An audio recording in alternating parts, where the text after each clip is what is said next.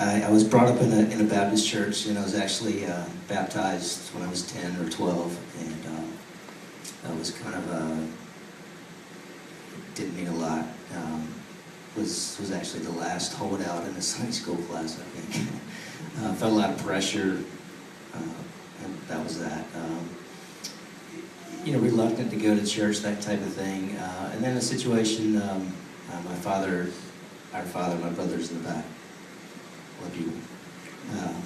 We had our father died in a boating accident, and I was at school. I was brought home, and it seems like I wasn't just barely in the door. And I had a minister. He came up and whispered in my ear, he said, "This is God's will that this happen." And I just remember making a conscious decision at that point. Well, if that's the case, then I want nothing to do with that. And that's kind of the way I lived my life for a while. I was trying to be, a good person and good job and work hard, but I just didn't want to have anything to do with Christianity and Jesus or any of that. And I guess fast forward a few years, and met a wonderful woman, wonderful girl. We ended up getting married, and about that time, our mother, she had an illness and she died. And at that point, I wasn't angry at God. I think just disillusioned would be a better word. And the funny thing is, the ironic thing is my mother had a very strong faith, and I think what got her through the death of her husband was her faith. I just didn't get it. I didn't get that at all. And so now we're a few years later. Diane and I are looking for a church, which we found, and we were members for 12, 13 years or so. Very strong connection to the people. And as Diana grew in her faith, mine flattened or maybe even lessened for some reason. I just didn't get it. And so now where are we? We're approaching flag football, I guess, in August of this year. And well, let me back up just a little bit. Before that, we left the church that we'd been members of, and we were looking for something else, I guess, is the best way to put it. And we tried different churches, and I had just about everywhere we went, everything was the same. It didn't mean anything to me. I didn't understand it. I didn't get it. Didn't want to get it, actually. And so we were at the point in our relationship, and we had a talk, probably midsummer, and it was after a church we tried, and Diana kind of liked it. I didn't. We were just at that point where we were going to go separate. I was just going to not go. And Diana was in a Bible study with a group of girls, and her faith just kept getting higher and higher. What was going on inside my head was I felt like a hypocrite. We were praying every night at dinner with the kids, and I just felt like it's just not right. I'm going to have to tell them the way I feel. And it was really weighing on me, and things were going to have to go. I was just going to have to go through the motions, or tell them. And I was done with going through the motions. I refused to do that anymore. So, in my downtime, I'm kind of preparing how I'm going to tell my family this, and I was really struggling with that. So now we're in August, and the coach of my son's team was pretty helpless kind of guy. He needed a lot of help. I had that look. And so, that's not true. Great coach. So we kind of developed just a friend relationship, coaching on the field. And Diana says, "We're going to try Impact Church. You should go." And I was like, "Nah, not for me."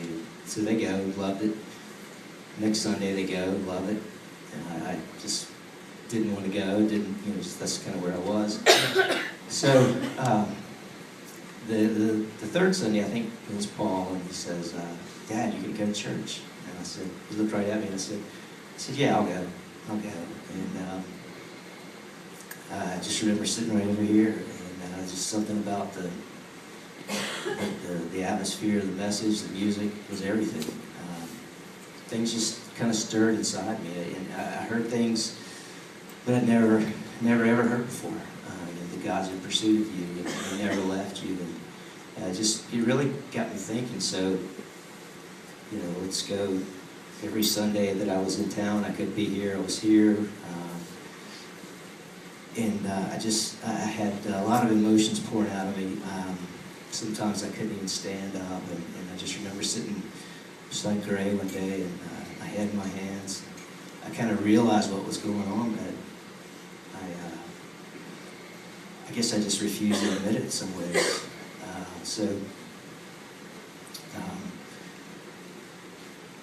There was one, I should back up. When I'm in the downtown during the week, this is all I'm thinking about.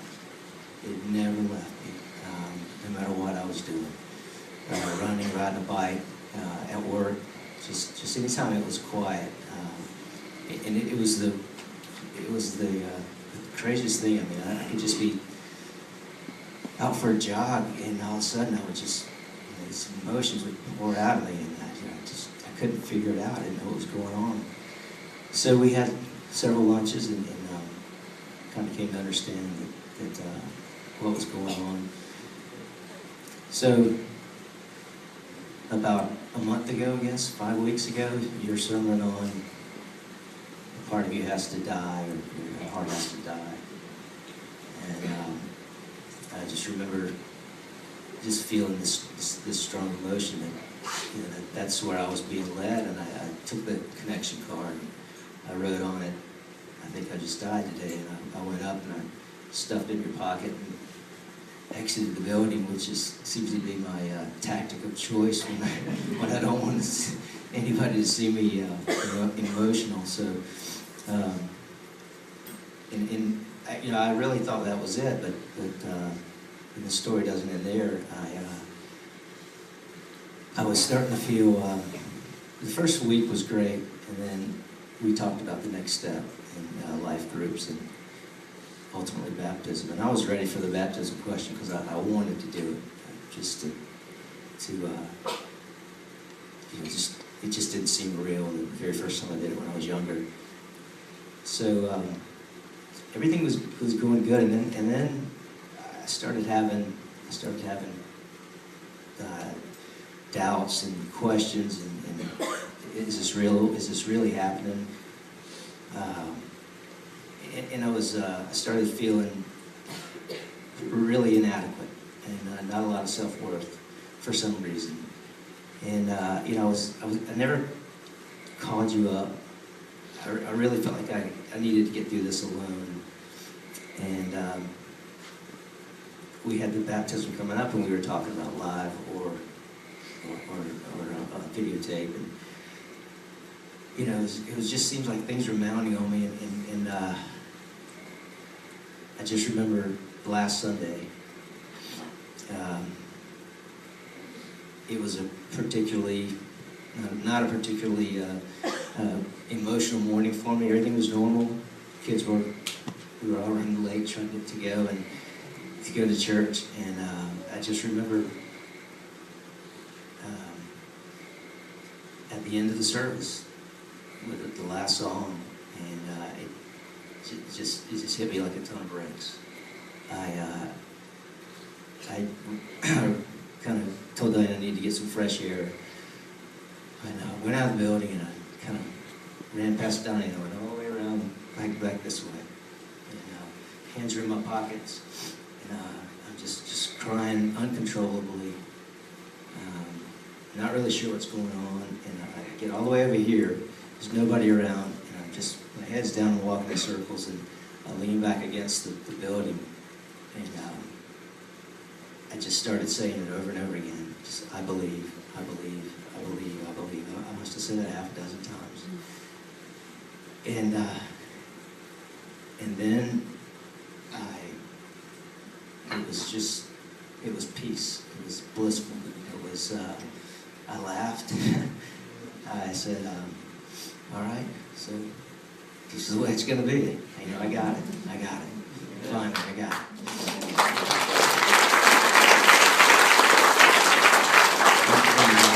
So I just, wiped my eyes. I walked back around this way and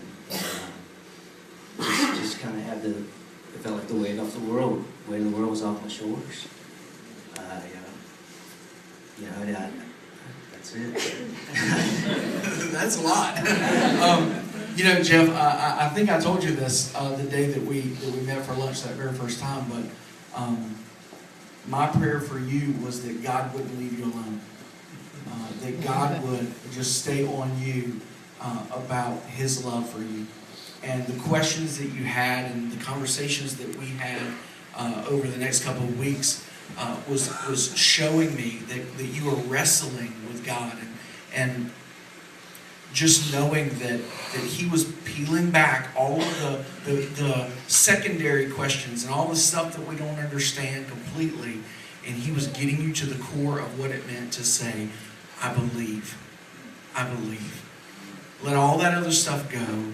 Let all those other things come along as they come, but being able to say and just cry out to God in a very real and practical way and say, God, this is me, and I'm desperate without you. I need you. Come and forgive me and take over. And that's the moment of salvation. That's the moment that He finished that transformation part in your heart. He took that old Jeff out and He gave you a brand new heart and a brand new beginning. You guys understand why I want you to hear that story? I mean, it's just absolutely amazing. And so now we're going to walk over here and we're going to, in a very public setting, around family and friends, people that love Him very much and are excited. There are people in this room right now, Jeff, that are where you were a couple of weeks ago.